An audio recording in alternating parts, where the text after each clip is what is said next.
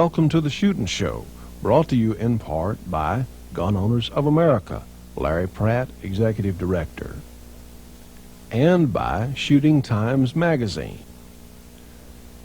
and also by Springfield Armory, Wesson Firearms, the United States Practical Shooting Association, Dillon Precision, Ducks Unlimited, the International Handgun Metallic Silhouette Association, Clark Custom Guns, Shotgun News, Fort Knox, Wyoming Arms, and a number of other good friends and supporters. Hello, I'm Johnny Rowland, and welcome again to this week's Shootin' Show. We're so glad to have you folks here with us. I think we've got a great show for you. I think you're going to find out some things you wanted to know. I certainly hope so. So without further ado, let's let another Shootin' Show begin.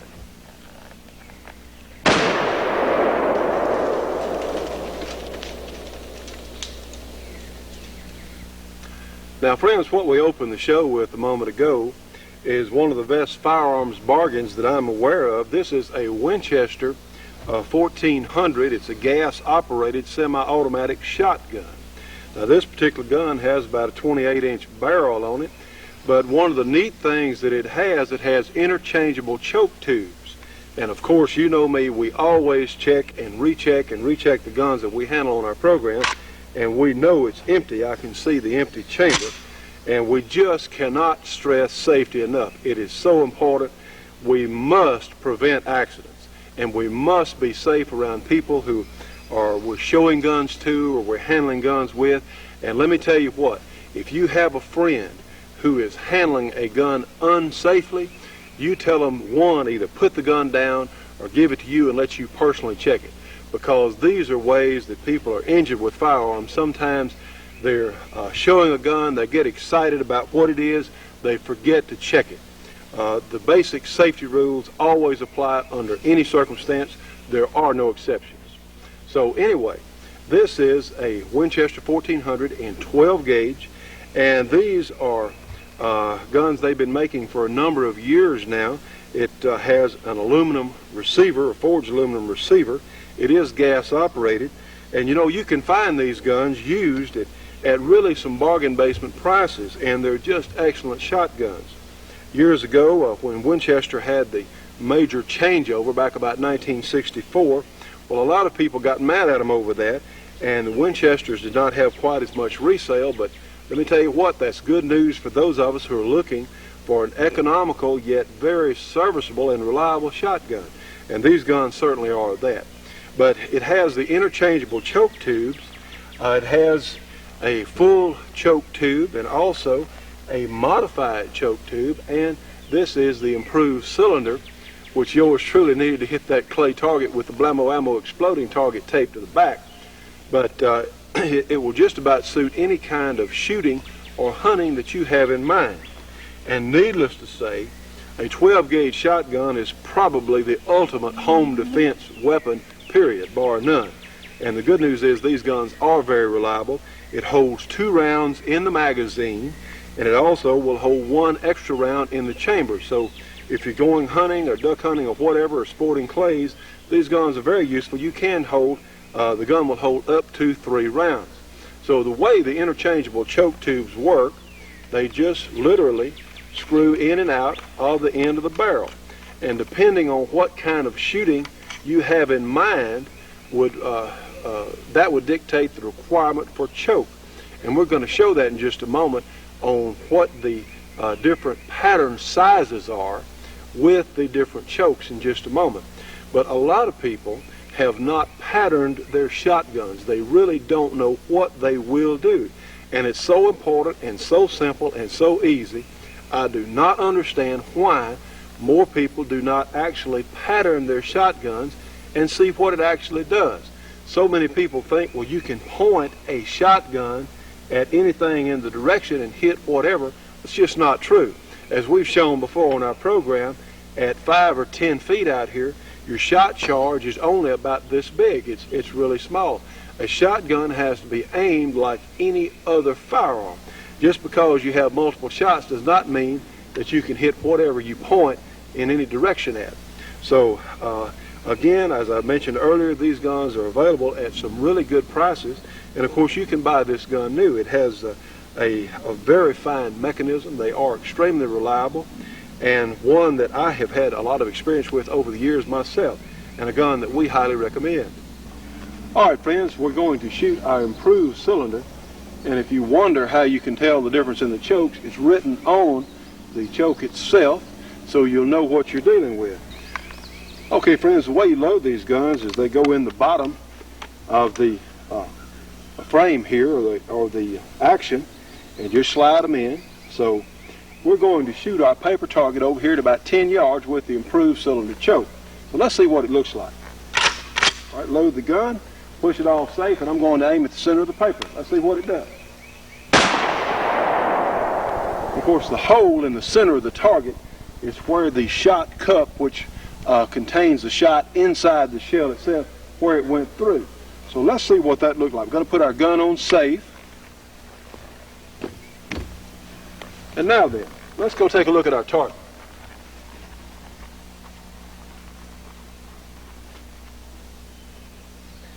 All right, come on up, let's take a look at it. We have a circle here at about 10 yards.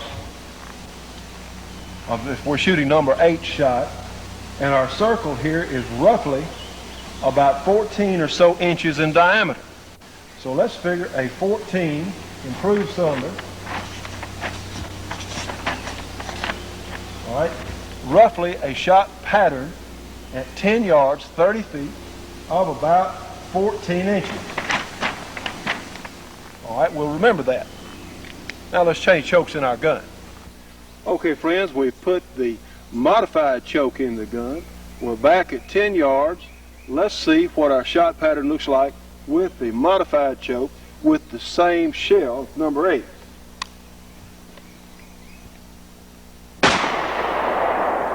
All right, I don't know if you can tell from here or not, but of course the hole in the center is bigger because of the shot charge, and we're going to be sure and check our gun for safety.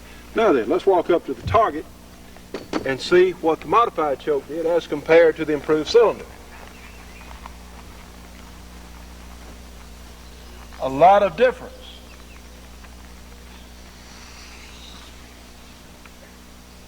Now then, our circle now, instead of being 14 inches across, and we have all the shot, let's get right around the very edge here, and we've got all the shot.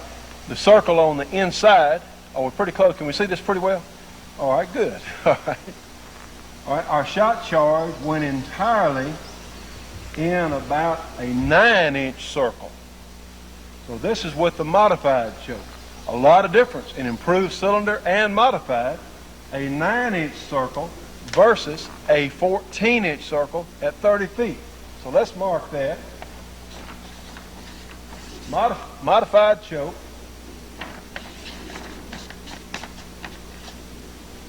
All right.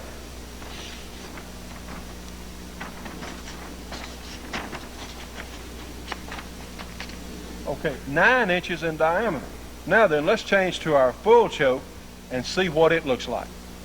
Okay, friends, we've got a fresh piece of paper up here on our target frame. So let's shoot. We put the full choke cylinder, the full choke choke tube on the gun. So let's take a look at it and see what it does out here at, again, our same 30 feet. Now then, we're seeing even more difference.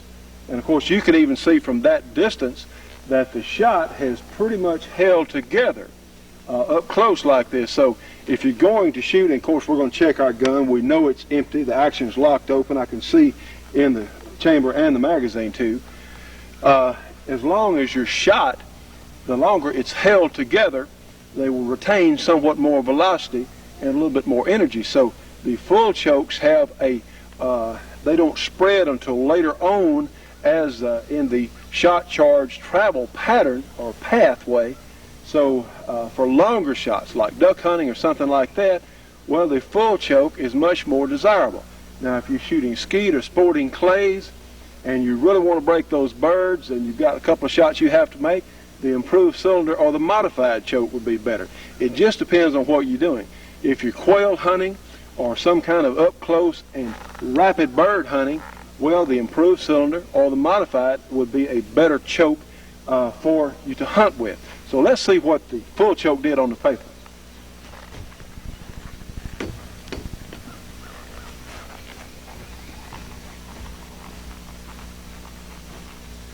All right, let's draw our circle here.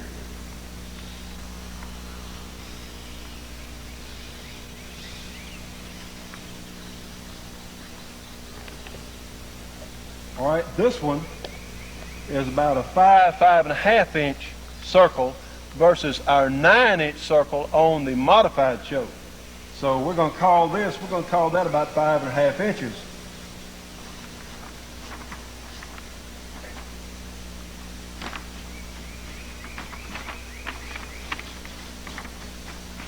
So you can see there is a huge difference, and that's one thing that makes the interchangeable choke tube so desirable. You can do a lot of different things with your gun. See, this is a much smaller circle than the modified. We're down about 5.5 inches versus the 9-inch circle on the modified choke versus the 14-inch circle on the improved cylinder, which is just an improved cylinder is just about an open choke, no choke at all. So something that I think you folks might find interesting. And if you've got a shotgun and you're going to hunt with it, what you need to do is go out in the field or to a range somewhere with some paper like this and pattern your shotgun and really find out what it's doing. You know, friends, a lot of people don't realize just how much fun their shotguns can be. Whether you're shooting sporting clays or these clay targets, whatever exercise you want, or enter a combat match for shotguns, or just out hunting, whatever, but they can be so much fun, and we highly recommend you get started if you're not already. So just for fun, since we're here,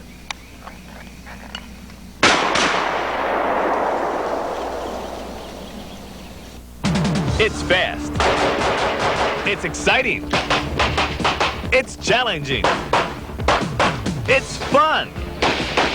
This is the USPSA, United States Practical Shooting Association, the fastest growing sport in America today. If you'd like to become more proficient and confident with your firearm, meet new and interesting people, and compete with thousands around the world, join the USPSA.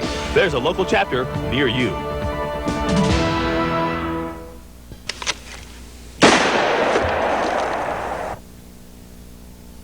Friends, the Shootin' Show will be back in 1 minute after this break for your local cable company or television station. Now,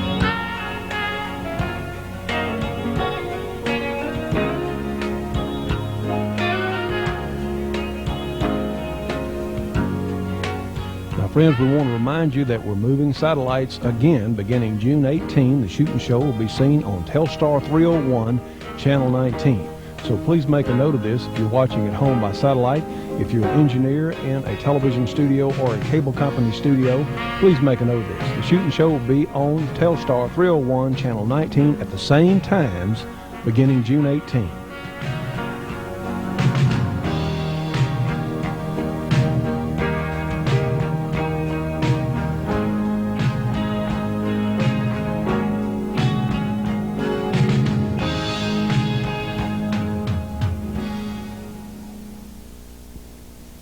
And now, friends, we're very pleased to present Lieutenant Colonel Art Alpin, retired, and his information for us today. And we want to remind you he is head of A Square, and for more information on their tremendous products, you can write to them at A Square, 1 Industrial Park, Bedford, Kentucky.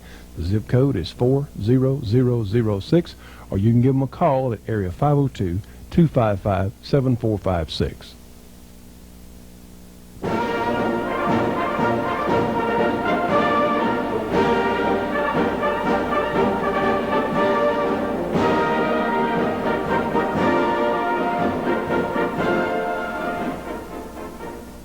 When a cartridge weapon is discharged, a number of forces are generated and a great deal of energy is released.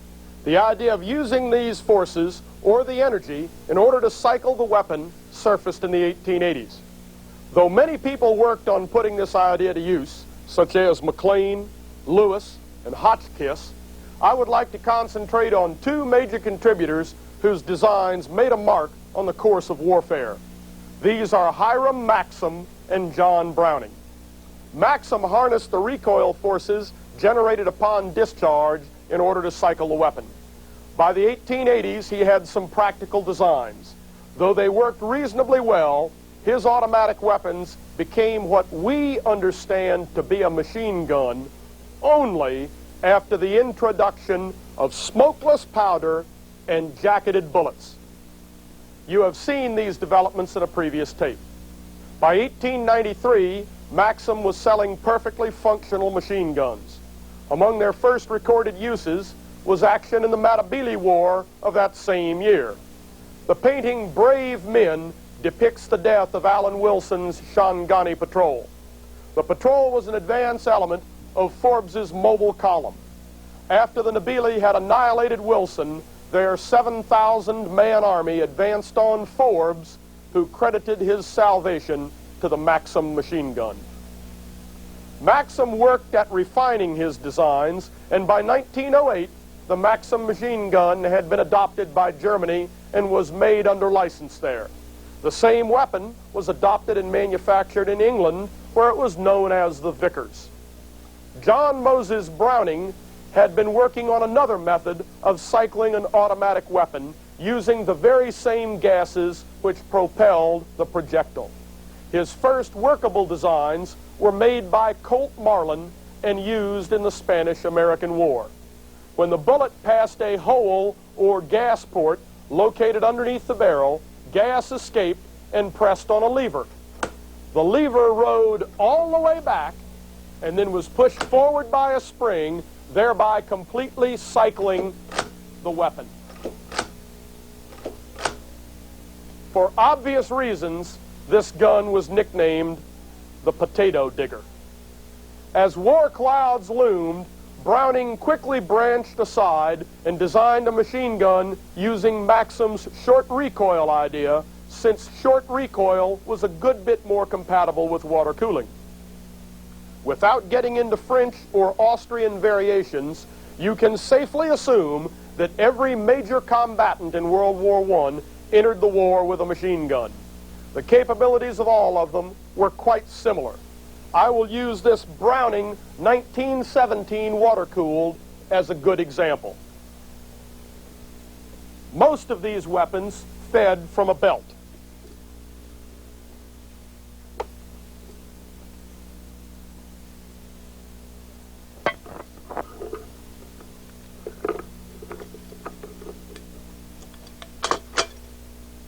As the belt was pulled through the machine gun by these feed pawls, individual rounds were pulled back out of the belt and then positioned on the bolt so that they would be next in line for chambering and firing.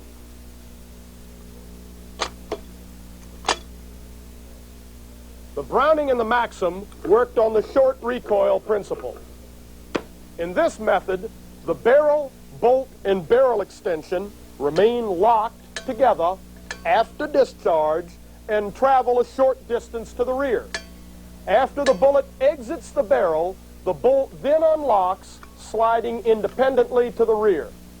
The bolt comes back far enough so that the old cartridge case is extracted and ejected and a new cartridge is placed in position. The bolt then travels forward, chambering the cartridge, and fires again as long as the trigger is held down.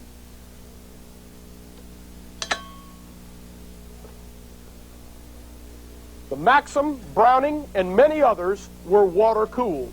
The barrel was surrounded by a water jacket holding approximately 5 quarts of water. After 600 rounds of continuous fire, the water would be brought to a boil and steam would exit through a steam bleed-over valve down through this hose into a condenser bucket.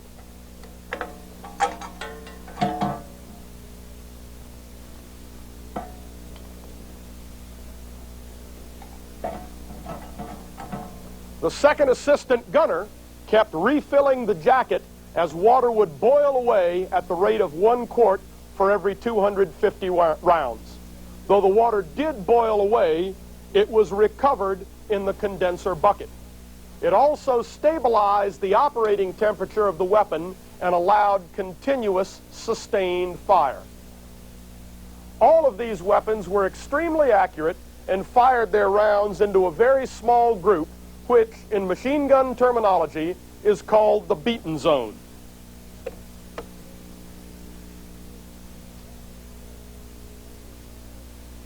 As an assist, they were equipped with a micrometer traversing and elevating mechanism so as to enhance their long-range accuracy. They also were chambered for the full-powered rifle cartridges of the nations involved, such as the 30-06 or 8mm Mauser. Let's see what this Browning can do. In its first target run, you'll see a silhouette target on top of a 4x4 fence post and two real sly buggers hiding behind a cinder block wall.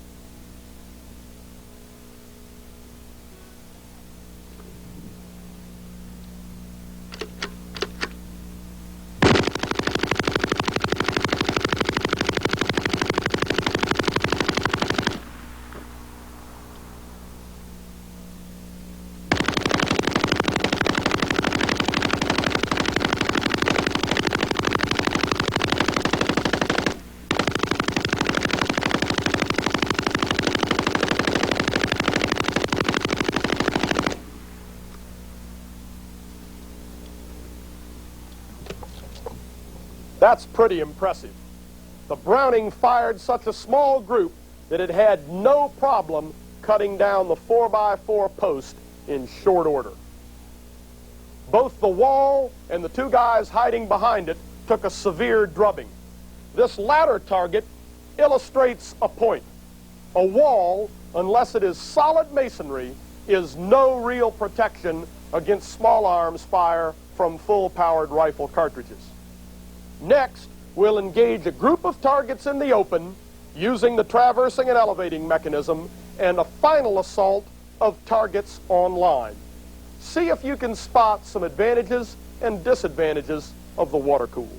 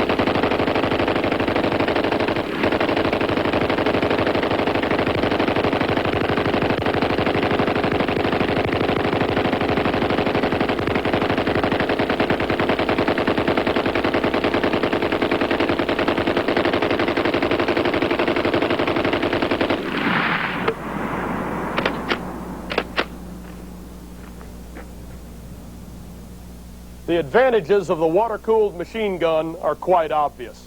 It is extremely accurate, can fire at very long ranges, and has a very high sustained volume of fire. In fact, the water-cooled machine gun is unique among machine guns in that its sustained volume of fire is just about the same as its cyclic rate. The Maxim and the Browning both had usable volumes of fire on the order of 500 rounds per minute, and both had combat ranges well in excess of 2,000 yards. The water-cooled machine gun truly was the next best thing to being there. This tremendous capability is not free. For starters, the weapons are expensive to manufacture. You can see all of the very small yet very finely machined parts in this maxim.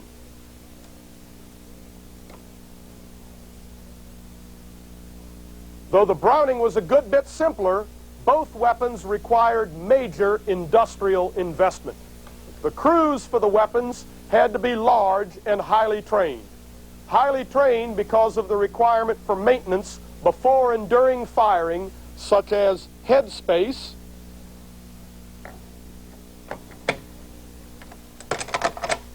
and spring tension adjustments. The crew had to be large because there were many other jobs to be done. Also, the water-cooled machine gun weighed well over 100 pounds, not counting water and ammunition. When broken down, it took at least 3 men to carry it. It also took a long period of time, 3 minutes or so, in order to get the weapon properly placed in position. You should have noted that we had 11 sandbags stacked on the Browning when we fired it. The extra weight of the sandbags helped damp out the vibrations of recoil and was a requirement if one was to take advantage of both the accuracy and the high sustained volume of fire. This does not tell the full story. Someone had to load the cloth belts with ammunition. This required a separate machine, such as this Browning cloth belt loader.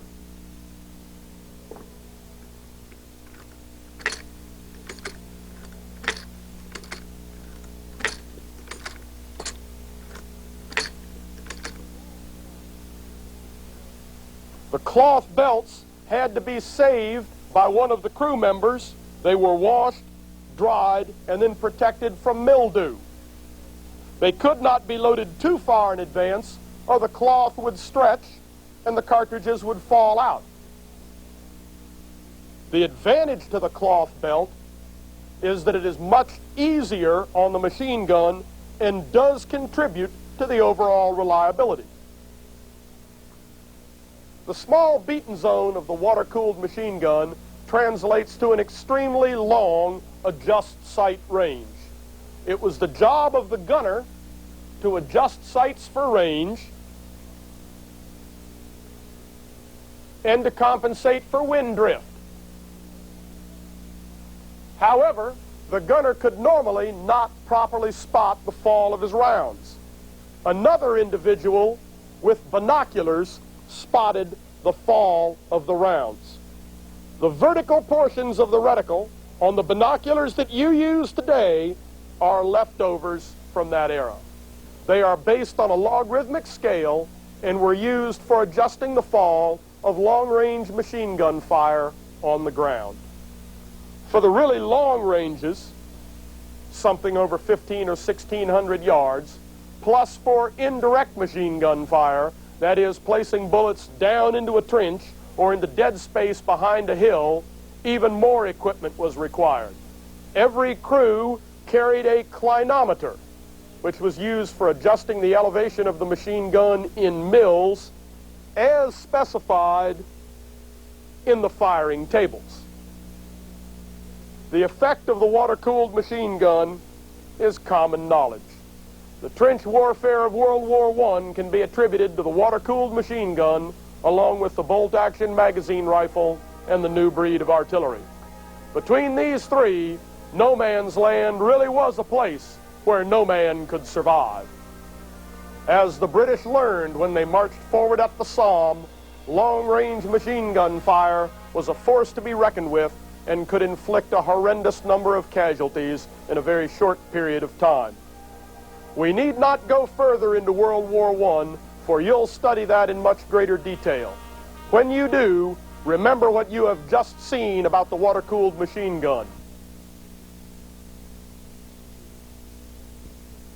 Now, friends, I want to remind you that we opened the show today with a Blammo Ammo exploding target.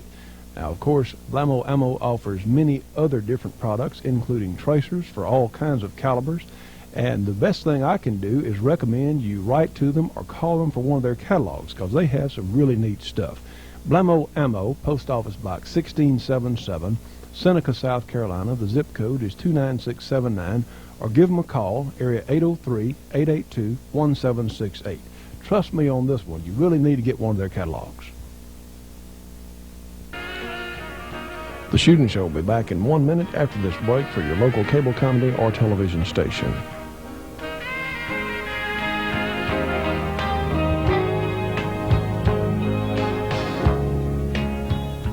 Now, friends, let me remind you again, we're making a satellite change beginning June 18. The Shooting Show will be seen on Telstar 301, Channel 19. So please make a note of this if you're watching at home by satellite. If you're an engineer in a television studio or a cable company studio, please make a note of this. The Shooting Show will be on Telstar 301, Channel 19 at the same times beginning June 18.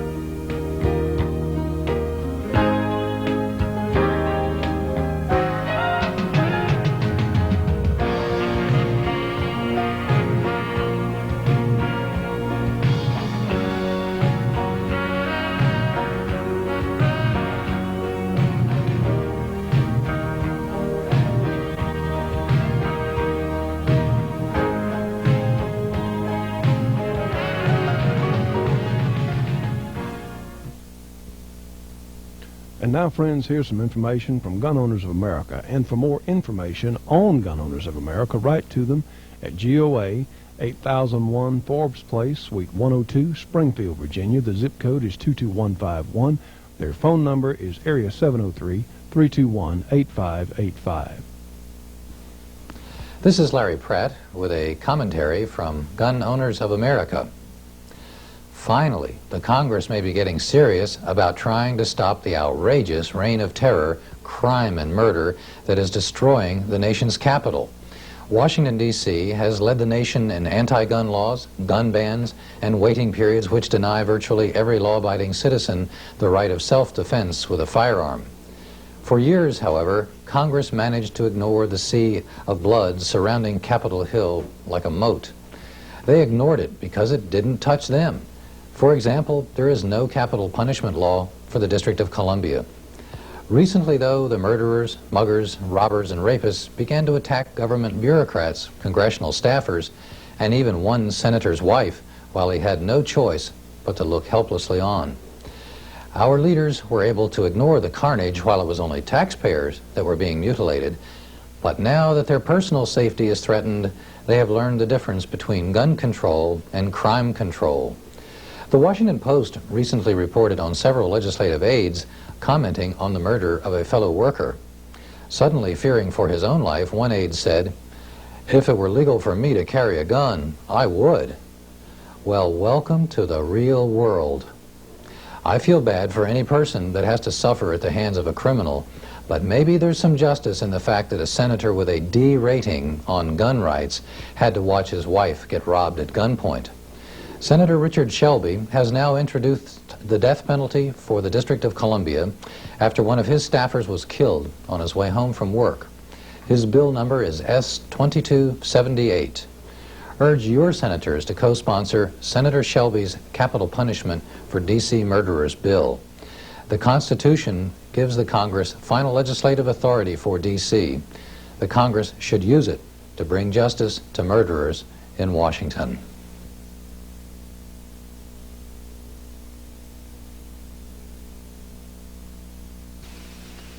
Friends, I'm holding as good a modern revolver as money can buy. This is the basic Smith & Wesson 686. It has adjustable sights, 6-inch barrel, in stainless steel. A very fine and accurate revolver, and as good a revolver as money can buy today. It's very reliable, very easy to shoot. But 50 years ago, if you went for a state-of-the-art revolver, or 55 years ago in fact, you would have had something like this. And this is the great Smith & Wesson 38/44 heavy duty. Now this is the gun that the .357 Magnum was designed and built from. This is of course on an N frame, and to tell you the truth, I'm not sure what the designation was at that time, because this was at a time before Smith & Wesson gave model numbers to their revolvers. But my father bought this gun secondhand in 1935, and I have some great stories that he's told me from the time when he bought this gun. Of course, it's 6 shots, and this gun was a heavier duty 38 Special, which came from the 44 Special on the large frame Smith & Wesson. And there's a lot of metal between the holes in the chamber. And as I mentioned earlier, the 357 Magnum, the great Model 27, came from this gun. This is its direct ancestor. Now, this particular gun has a heavy barrel, I suppose, for that time. It is not a triple lock because this gun was made sometime in the early 1930s. And I remember my father said he was so proud when he got this gun because it was almost like new, as it is today, because he never shot it a lot over the years.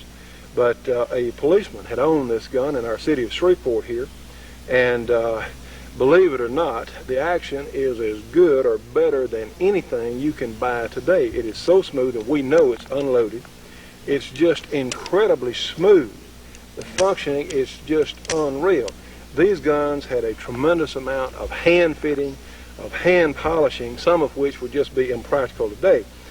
I don't know if you'll be able to tell on the camera or not, but the surfaces on this gun are just polished so well and so smooth, and the bluing even today has a really high luster. It's really amazing at the workmanship that the Smith & Wesson factory had at that time. So again, they're building tremendous guns today, but these guns were hand fitted and hand polished. I believe my father gave $25 for this gun back in 1935, which would be comparable to $300, $350 or even more today. So even then it was a fairly expensive revolver, but it was one of the best then, and even today it's just still a tremendous gun. This gun, I believe, was originally intended for law enforcement use. It was intended to take the 38 high-speed cartridge. And I know there was some complaint of the original 38 Special cartridge years ago in not having enough power. You know, realize that the 30s, the 20s and 30s, you had a lot of gangster activities. It was an era of the Depression. You had a number of people that made their living from robbing banks and robbing Wells Fargo, all kinds of things. So the police officers had a complaint on the power of the 38 Special cartridge itself. So they designed a 38 Special high speed, and if some of you run across some of these old cartridges out there, they are in fact hot. They would push a 158 grain lead bullet as high as 1,100 or more feet per second, which is not far at all from the full charge 357 Magnums of today. But these guns were so strong, they would easily handle the 38 Special high-speed cartridges of the time. And I think that some of the law enforcement people, the FBI and others, were concerned about shooting through car bodies and shooting through glass and things at dangerous felons. And about 9 miles from where we stand as I speak was where the infamous Bonnie and Clyde met their doom. And let's see, if you can see, it's right over there, about 9 miles. And there's a little marker over there today, and they have a little museum nearby where you can go in and see a lot of the newspaper clippings and things from that time. And let me tell you, if Bonnie and Clyde did half of what they were accused of, they were a tough couple, let me tell you, because I have read through those old files. And that era is why this gun came into being, because Bonnie and Clyde weren't the only ones. Incidentally, I will make a point here. Bonnie and Clyde were hiding off down here in the northwest Louisiana woods. Actually a terrific place to hide, because who would have thought that you'd have gangsters way off out here in the country where we are today. But for historical reference, I suppose, they were masquerading as basket weavers at the time when they were down here in our part of the country. And nobody thought a whole heck of a lot about it, because they weren't the only basket weavers. If you've seen some of the wooden woven baskets that a lot of country people used to use in gathering corn or other things.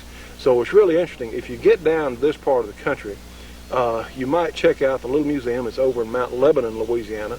Like I said, it's about 9 miles from where we are.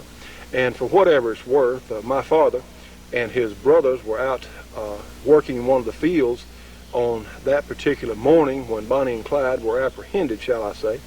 And they heard this awful noise, heard a continuous sound of gunshots. And the way the property lies here, sound does travel for a good way. And they wondered, what in the world was that going on? Well, there were about, I believe, 20 some odd people in on the Bonnie and Clyde incident.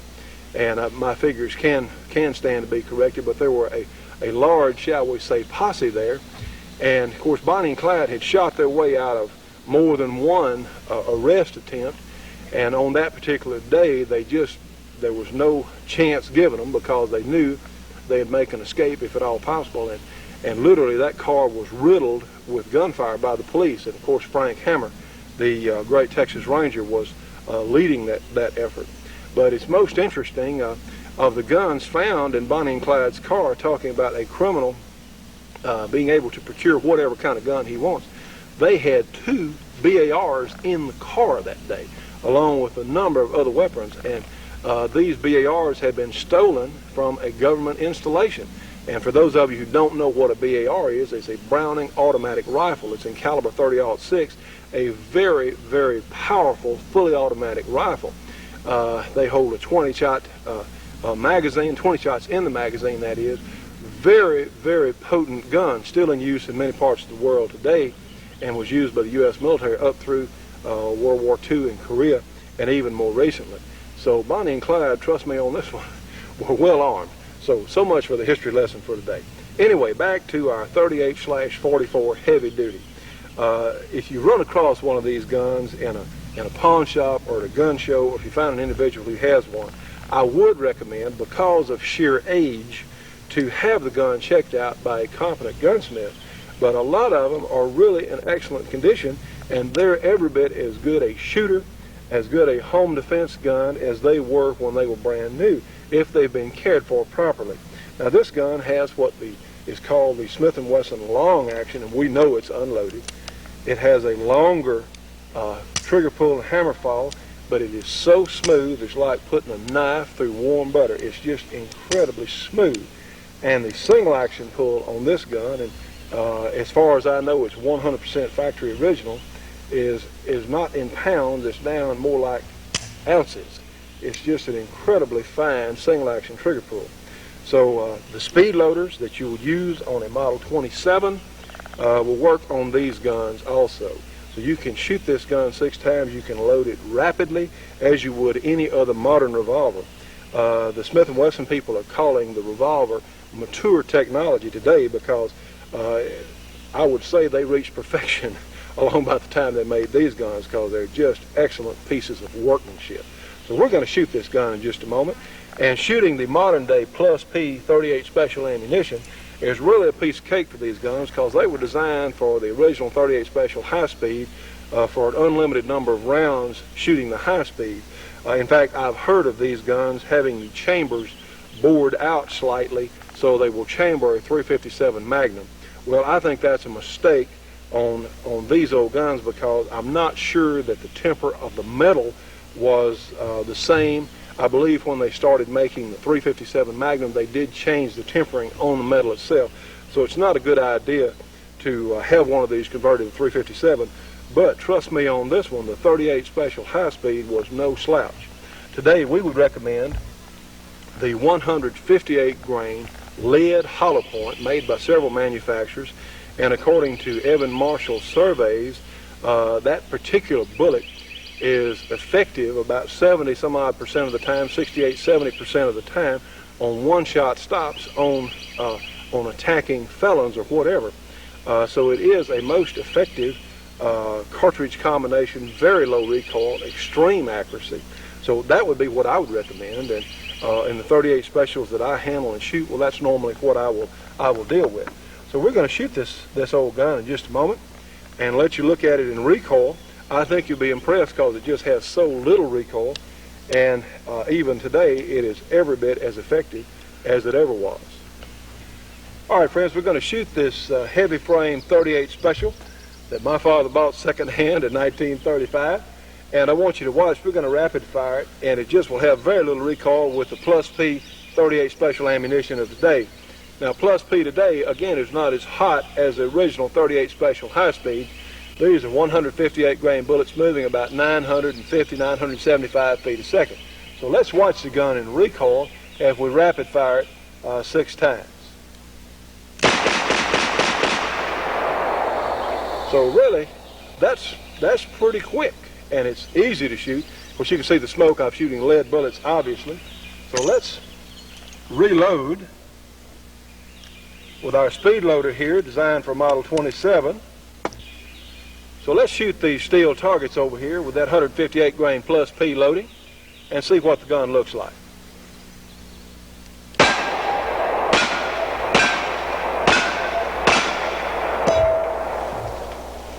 Even today, tremendous gun, the original heavy frame 38 Special 38/44 from Smith & Wesson.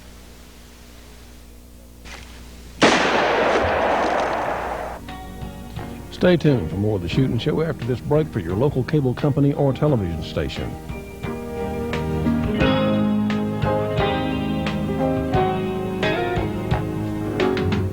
Now, friends, we want to remind you we're making another satellite change beginning June 18. The Shootin' Show will be seen on Telstar 301, Channel 19. If you're watching at home by satellite, please make a note of this. If you're an engineer in a TV station or a cable studio, please make a note.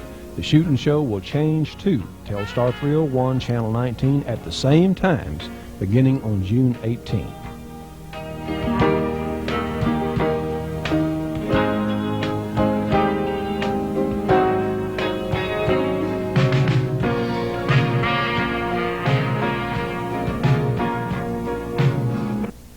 We want to remind you of our good friends at Shooting Times magazine, the absolute best general information shooting magazine available on your newsstand today. They have all sorts of articles on handguns and long guns and hunting and all sorts of information about reloading and gun safety and many, many other fine features by some of your favorite firearms writers. For subscription information, call Shooting Times at 1-800-727-4353. Shooting Times, the best there is. If you're looking for a handgun and a semi-automatic at that, which is among the most simple and most reliable in existence, you really should take a look at the Glock. It's available in 9mm, 40 S&W, 10mm, and 45 ACP, all with high magazine capacities.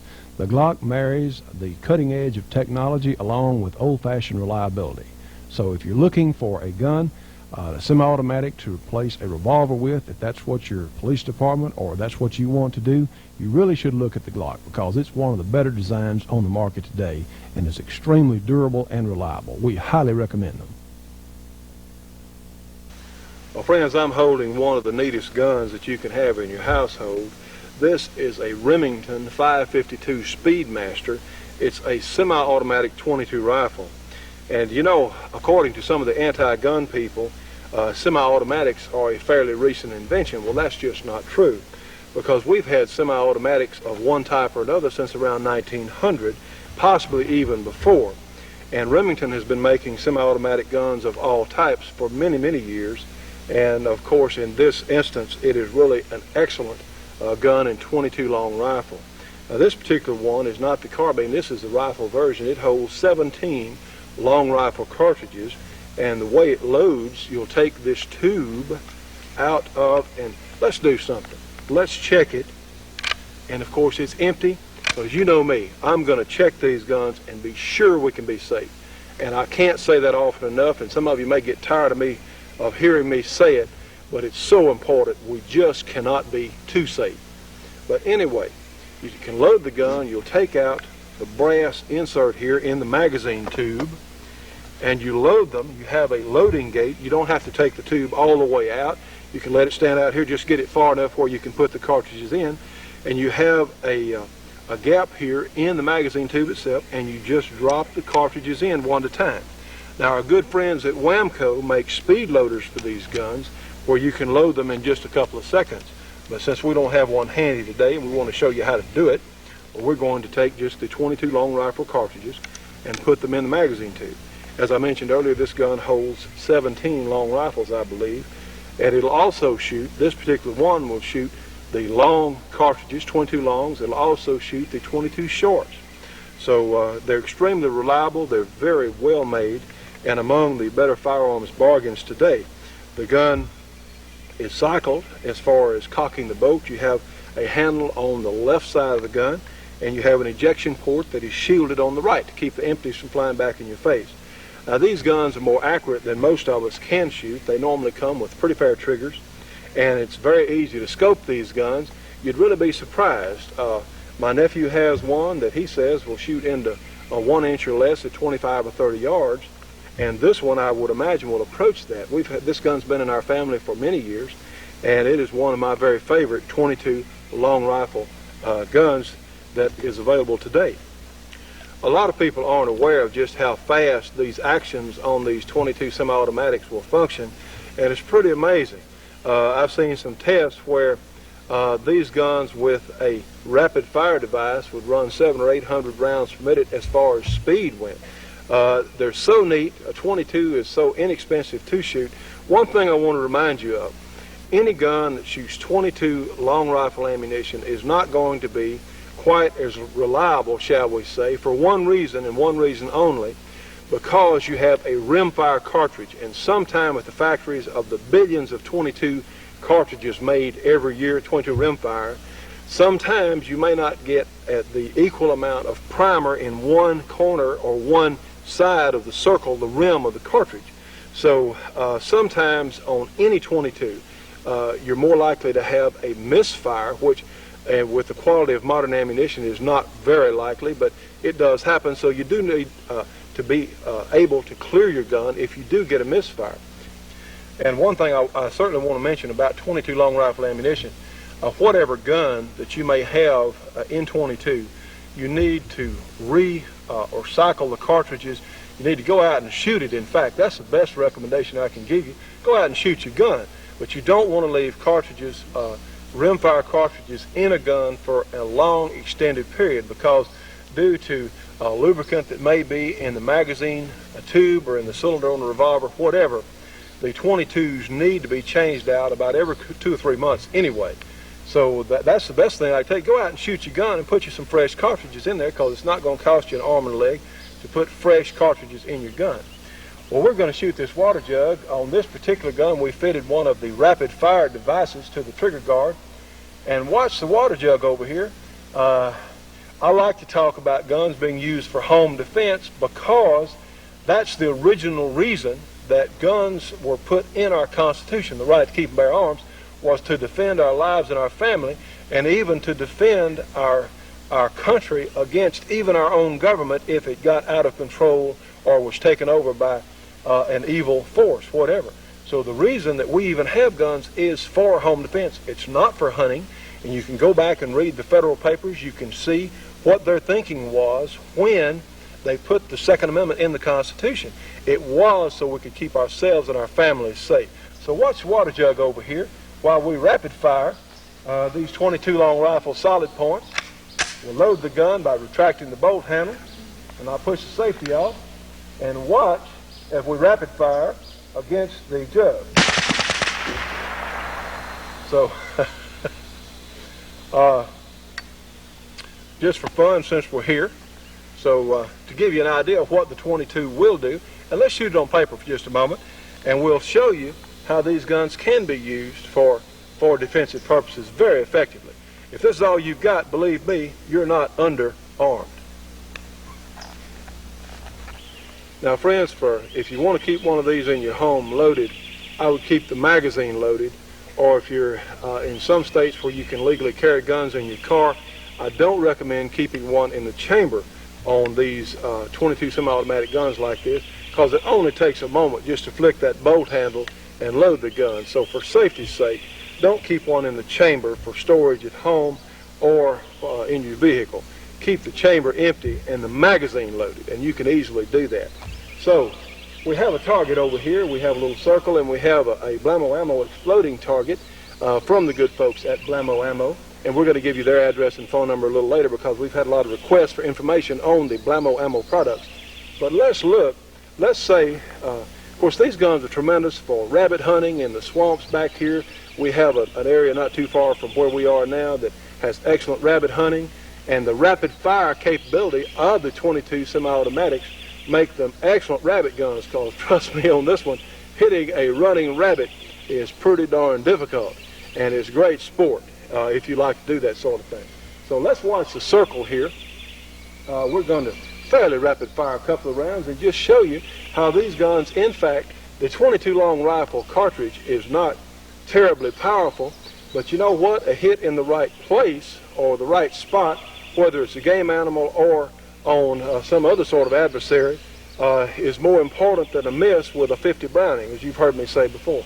So let's get a look at this target here on the top. We're going to shoot it with this Remington 552. I'll push the safety off on the gun. See, that didn't take long at all. Those are 5 hits inside the little circle. Or if you want to, you can be very precise and watch the little red target there, and let's see what happens to it.